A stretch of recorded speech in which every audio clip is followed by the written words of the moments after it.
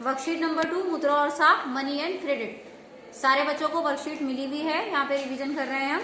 इसमें इन्होंने कहा कि the reserve bank of India is called the bank of bank in India. बैंकों का बैंक किसे कहा जाता है? रिजर्व बैंक ऑफ इंडिया को।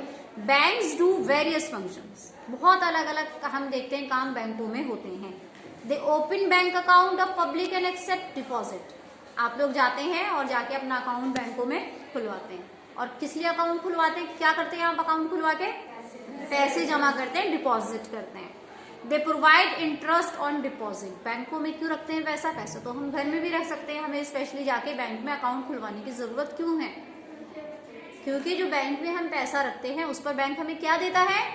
इंटरेस्ट देता है। यानी कि अगर हमने 100 रुपए जमा किए हैं तो वो सिर्फ 100 रुपए ही नहीं हमें वापस मिलेंगे बैंक के पास रखने पर, बल्कि वो हमें उससे बढ़े हुए मिलेंगे। उस बढ़े हुए अमाउंट को हम क्या कहते हैं? Interest. When people need money, they can withdraw it. मैंने बैंक के पास पैसे जमा किए, अकाउंट खोला और पैसे जमा किए। अब मुझे जरूरत है, क्या मैं बैंक से पैसे निकाल सकती हूँ? जी, जब मुझे जरूरत है तो मैं पैसे निकाल सकती हूँ। तो बैंक के फंक्शंस में अगर हमने पहला फंक्शन या पहला कार्य हम देखें कि बैंक जो कर रहा है, काम कर रहा है, वो है कि बैंक अकाउंट खोल रहा है आम लोगों के, आम जनता के, और उन पैसे जमा कर रहा है। तीसरा, पैसों के ऊपर इंटरेस्ट दे रहा है, ऋण दे रहा है ना, ऋण कहते हैं लोन। और जब हमें जरूरत होती है तो हम बैंक से पैसे भी निकाल सकते हैं। इसके बाद उन्होंने कहा presently government transfer scholarship, pension, subsidy etcetera. आप लोगों की जो स्कॉलरशिप्स आती हैं, क्या वो पैसे अब आपके हाथ में आते हैं? नहीं, वो सीधा कहाँ जाते हैं? आपके बैंक अकाउंट में। आप सभी के बैंक अकाउंट आधार से लिंक किए गए हैं और उससे आपकी जितने भी सब्सिडी होती है या जो भी आप लोगों के स्कॉलरशिप्स होते हैं वो सब कहाँ जाते हैं? आपके सीधे बैंक अकाउंट में, जो आपके नाम पर बैंक में खुला हुआ है। इसके अलावा गवर्नमेंट बहुत सारी चीज़ों पे सब्सिडी देती है। अगर हम इसका डे टू डे लाइफ में एग्जांपल लें तो आप लोगों के घर में सब लोगों के एलपीजी सिलेंडर्स आते हैं, तो एक अमाउंट आप वहाँ पर देते हो, गवर्नमेंट उस पर जितने भी अमाउंट की सब्सिडी दे रही है। फॉर एग्जाम्पल 800 रुपये का सिलेंडर आ रहा है और 800 रुपये में गवर्नमेंट उस पर आप लोगों को 150 रुपये की या 200 रुपये की सब्सिडी दे रही है। तो आपने at the time of payment आपने वो 800 रुपये दिए, लेकिन उसकी सब्सिडी क्योंकि गवर्नमेंट दे रही है, यानी गवर्नमेंट उसमें कुछ पैसा अपनी तरफ से दे रही है, तो आपके बैंक अकाउंट जो आधार से लिंक है उसमें वो 200 रुपये या 150 रुपये जो भी सब्सिडी के हैं वो आ जाते हैं। या पेंशन है लोगों की, हम लोगों की सैलरीज है, ये सब कैसे आ जाती है? बैंक अकाउंट में आ जाती है। तो बैंक क्या करता है? Apart from this bank provide loan. अगर किसी को कर्ज की जरूरत होती है, ऋण की जरूरत होती है, तो वो किससे लेता है? फॉर्मल तरीका है लोन से बैंक जो लेना, वो बैंक प्रोवाइड करते हैं loan.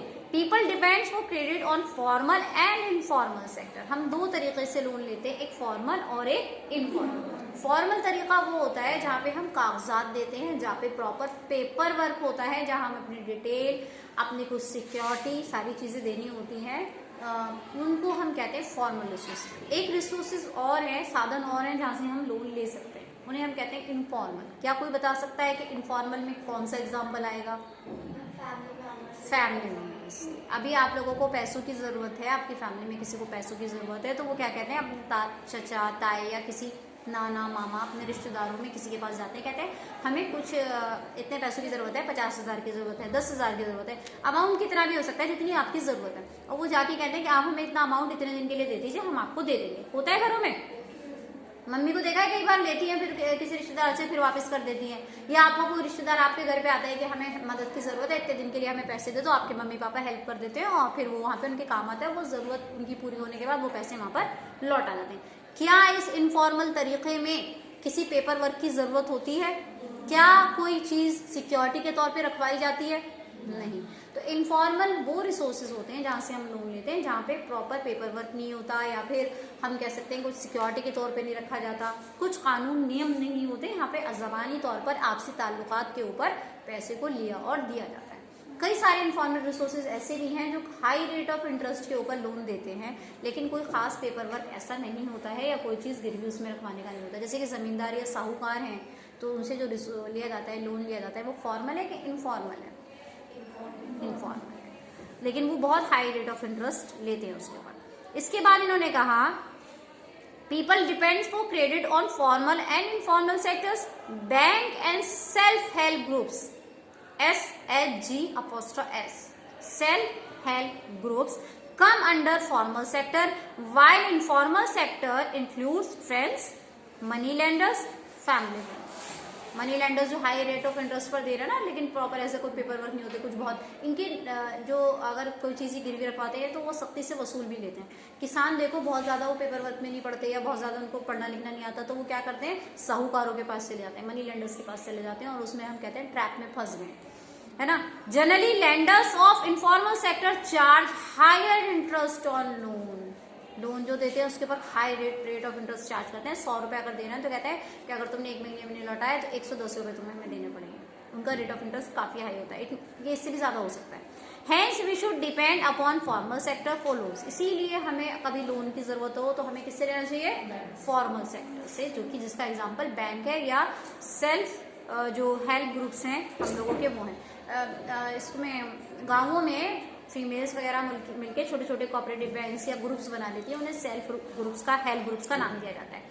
Collateral is an asset that the borrowers own, agricultural land, jewellery, building etcetera. अगर ये पूछते हैं कोलेट्रल क्या है, जो चीज गिरवी रखी जाती है या सिक्योरिटी के तौर पे दी जाती है उसे हम क्या कहते हैं, कोलेट्रल। ये क्या हो सकता है, जमीन हो सकती है, ज्वेलरी हो सकती है, प्रॉपर्टी, बिल्डिंग वगैरह को सामान हो सकता है। And uses this as a guarantee to a lender until the loan is repaid। जब तक गिरवी में रखा रहता है, सिक्योरिटी रखा रहता है, जब तक कि लोन को पूरा का पूरा चुकाया नहीं जा सकता। जब लोन चुकाया जाता है तो ये चीजें कहते हैं, इनको हम वो नहीं करते, बैंक इसको बेचता नहीं है, बैंक इसको एज ए सिक्योरिटी डिपॉजिट रखता है। अगर इन केस लोन पे नहीं किया जा रहा, रिपे नहीं किया जा रहा, लिया गया और रिपे वापस नहीं किया जा रहा, जो EMI वगैरह है, तो बैंक नोटिस देता है, क्योंकि प्रॉपर पेपर वर्क है ना, ऐसा नहीं गया और सीधा उस चीज़ को उन्होंने जो है वो कुर्की कर दी उसकी या उसको वो करवा दिया, नीलाम कर दिया, नहीं, बल्कि क्या करता है, प्रॉपर नोटिस दिए जाते हैं, टाइम दिया जाता है, विद इन दैट टाइम जो लोन लेने वाला होता है उसको वो लोन रिपे करना होता है, लौटाना होता है। लेकिन अगर वो ऐसा करने में नाकामयाब रहता है तब जो बैंक है वो प्रॉपर तरीके से कोलेट्रल करता है, किसका, जो उसने सिक्योरिटी के तौर पे ली होती है चीज़ें, वेदर इट इज बिल्डिंग, कोई प्रॉपर्टी, कोई ज्वेलरी या कोई चीज़। तुम लोगों ने सुना होगा ना, नीलामी वर्ड सुना होगा ना, तो कोलेट्रल जो चीज़ें सिक्योरिटी के तौर पर दी जाती है।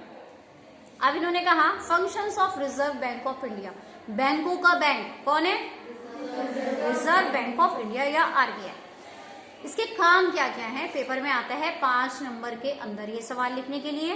क्या काम करता है, टू इशू करेंसी। जितने भी नोट्स हैं वो कौन इशू करता है, RBI।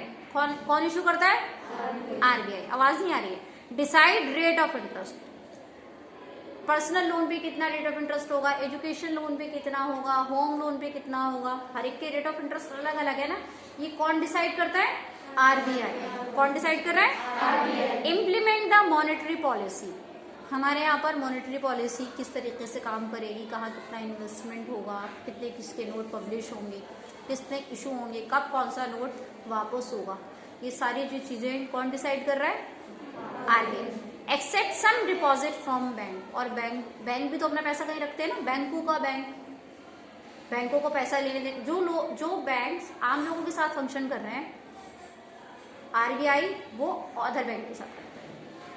RBI बैंकों को लोन देता है, RBI बैंकों के पैसे अपने पास रखता है, पैसे रखने के लिए अकाउंट भी खुलते होंगे ना, है ना। पूरा जो सारे जितने भी इंडिया के बैंक हैं उन सबके ऊपर किसका कंट्रोल है, RBI। ये supervises the functioning of banks and self help groups. जितने भी सेल्फ हेल्प ग्रुप्स बने हुए हैं, जितने भी बैंक्स बने हुए हैं, उनके ऊपर निगरानी रखने का काम किसका है, RBI का। तो RBI कहते हैं एक सुपरवाइजर है, निगरानी करने वाला है सारे बैंक्स की। ये बैंकों को लोन भी दे रहा है, बैंकों का पैसा भी अपने पास रखा है, करेंसी नोट भी इशू कर रहा है, मॉनेटरी पॉलिसी भी चला रहा है, और इसके अलावा ये डिसाइड कर रहा है कि क्या रेट ऑफ इंटरेस्ट दिया जाएगा किस लोन के ऊपर। जब भी रिवर्स, तुमने सुना होगा कि रेट ऑफ इंटरेस्ट घट गया, जो रिवर्स रेपो रेट है